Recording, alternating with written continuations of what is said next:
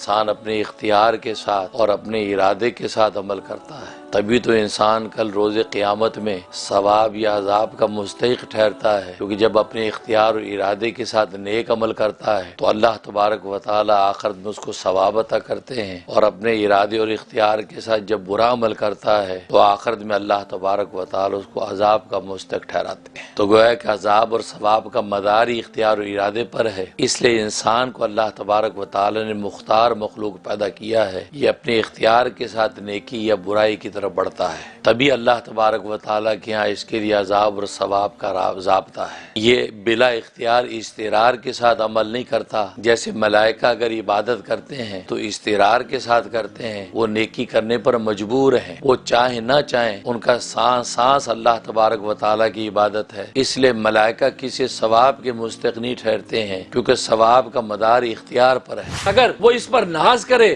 اجی دیکھو ہم نے اللہ کی عبادت کی، دیکھو ہم نے اتنا اللہ کو یاد کیا، دیکھو ہم نے اتنے اذکار کر لیے، دیکھو اتنی ہم نے تلاوتیں کی، جب وہ اپنی عبادت پر ناز کرے گا تو بس اس ناز پر اللہ تبارک و تعالی اس کی پکڑ کر لیتے کہ تو تیری حقیقت کیا ہے،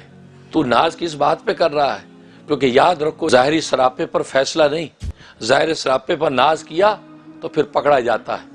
دنیا میں بھی رسوا ہوتا ہے اور آخرت میں بھی اللہ تبارک و تعالیٰ کی کوئی قیمت نہیں۔ انسان کو اللہ تبارک و تعالیٰ نے دو طرح کے کمالات عطا کیے ہیں جس پر انسان عام طور پہ ناز کرتا ہے۔ ایک وہ کمالات ہے جو غیر اختیاری ہیں، انسان کے اختیار میں نہیں ہیں، مثلا انسان کا ظاہری حسن و جمال، ظاہری سراپا، یہ اللہ نے اس کو عطا کر دیا، ویسا پیدا کر دیا، اس کے اختیار میں نہیں کہ آنکھ ایسی بنانا، ناک ایسی بنانا، ہونٹ ایسے بنانا، کان ایسے بنانا، قد کاٹ ایسا بنانا، اس کے اختیار میں نہیں، اللہ تبارک و تعالیٰ نے خود ہی اس کو عطا کر دیا، پیدا کر دیا۔ اب اس کو اللہ نے خوبصورت حسین و جمیل بنایا، خوبصورت آنکھیں بنائی اور اس کو لمبا چوڑا تکڑا انسان پر پیدا کر دیا، یہ غیر اختیاری کمال ہے، غیر اختیاری جمال۔ اب اس پر ناز کرے، اجی دیکھو ہم کتنے خوبصورت ہیں، اجی دیکھو ہم کتنے پروجی ہیں، اجی دیکھو ہماری ناک کیسی، ارے ہمارے ہونٹ کیسے، اجی تم اپنی شکل دیکھو، تم اپنی صورت دیکھو، کیا تمہاری ناک ہے، کیا تمہارے ہونٹ، نہیں، اس کمال پر ناز کرنا بنتا ہی نہیں ہے، اس لیے کہ آپ کا اس میں کوئی اختیار ہی نہیں ہے، یہ اللہ تبارک و تعالی نے اپنے خزانے میں سے دے دیا، اس پر سوائے شکر اور عجز کی اور کچھ نہیں بنتا۔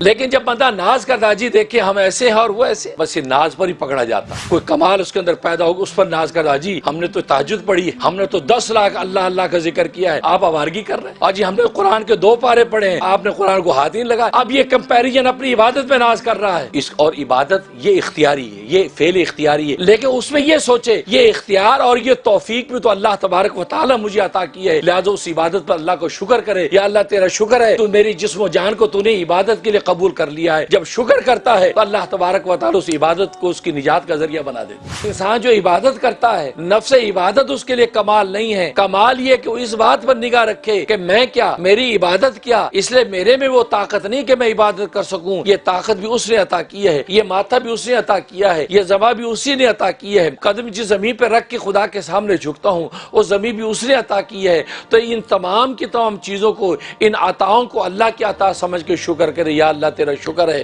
تو اللہ تبارک و تعالی اس کی عبادت، اس کو اجر عطا کرتا ہے۔ مشائخ فرماتے ہیں کسی کی ظاہری شکل و صورت کی ظاہری سراپے پر کبھی تنقید نہ کرو، کیونکہ غیر اختیاری چیز ہے، اگر اللہ نے آپ کو اچھا بنایا تو اللہ نے بنایا، آپ کا اختیاری نہیں، اس بیچارے کو جیسا بنایا اس کو کوئی برا بھلا کہنے کا اختیاری آپ کو نہیں، اس لیے اللہ تبارک و تعالی نے ظاہری شکل و صورتوں پر نجات کا اور مرتبت کا مدار ہی نہیں رکھا ہے، اللہ نے مدار باطن کے کمال پر رکھا ہے۔ باطن کا اگر کمال ہے تو آپ بھلے چھوٹے گڑھ کے کالے غلام بھی ہوں گے تو سارا ملک اس کو سلام کرے گا کہ بھئی یہ کمال اس کے اندر۔ بلال حبشی رضی اللہ تعالیٰ عنہ، حبشہ کا غلام، موٹے ہونٹوں والا، کالے رنگ والا، پیلے دانتوں والا، وہ بلال حبشی حبشہ کا غلام، لیکن بڑے بڑے شاہ اور بڑے بڑے بادشاہ اس کے سامنے کوئی حقیقت نہیں رکھتے، کیوں؟ اس لیے کہ باطن کا وہ کمال اس نے پیدا کر لیا، اس غلام نے اپنے آقا کو پہچان لیا، اور یہ اتنی بڑی معرفت ہے کہ جس کو حاصل ہو گئی اللہ تبارک و تعالی بادشاہوں کو ان کے قدموں میں ڈال دیتے۔ تو ظاہری سراپے پر فیصلہ نہیں، ظاہر سراپے پر ناز کیا تو پھر پکڑا جاتا ہے، دنیا میں بھی رسوا ہوتا اور آخرت میں بھی اللہ تبارک و تعالیٰ کی کوئی قیمت نہیں۔ ماں کے پیٹ کے اندر ابھی نطفہ ٹھہرا تھا، فرشتے نے آ کے پوچھا تھا اے اللہ یہ جو نطفہ ٹھہرا ہے اس کا کتنا رزق لکھنا ہے؟ اللہ فرمایا اتنا رزق لکھ دو، تو آپ کے دنیا میں آنے سے پہلے رزق لکھ دیا گیا، اس کو دنیا کی کوئی طاقت کام نہیں کر سکتی۔ اس لیے پیرانے پیر شیخ عبد القادر جیلانی رحمۃ اللہ علیہ فرماتے ہیں مومن کی شان یہ